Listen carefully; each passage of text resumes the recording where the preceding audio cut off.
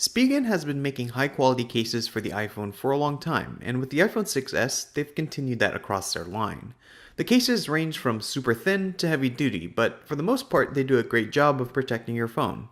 Starting off with the lighter cases, we have the Air Skin, and this is the thinner case of the bunch and gives minimal bulk, but at the same time minimal protection. This isn't a case for drops, but a case that will keep scratches and scuffs away from your phone. The only issue with this case was a break that happened after taking the case on and off multiple times. This case is very thin, so it wasn't a surprise, but it's definitely something to keep in mind.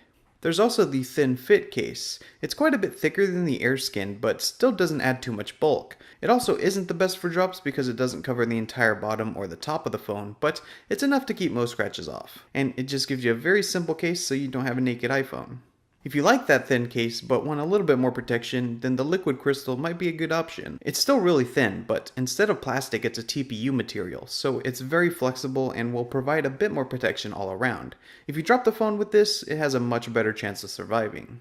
A step up from the liquid crystal is the rugged capsule. It feels about the same in terms of materials. It's flexible and thin and covers the whole phone, but this one has a bit more padding around the corners and has a more rugged design with a carbon fiber look at the top and bottom. It's thin protection, but a good amount of it.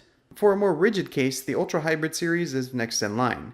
It's a two-part design, but it's all in one, so you don't actually have two parts. The edges are made out of a hard rubber, and the back is a clear plastic.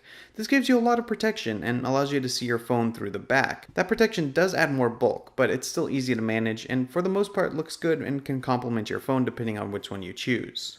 For the rest of the line, they're all two-part cases, which gives them more protection.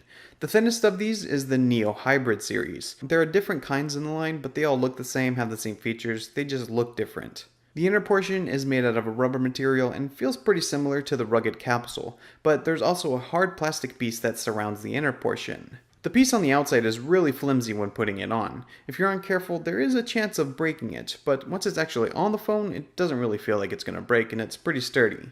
These come in multiple styles and colors, so you can find one that looks the way you want, and there's metal buttons covering the power and volume rocker buttons. These are the cleanest looking cases in the line, and bridge having a thin phone but having enough protection. If protection is all you care about though, the Slim Armor or Tough Armor are your best bet.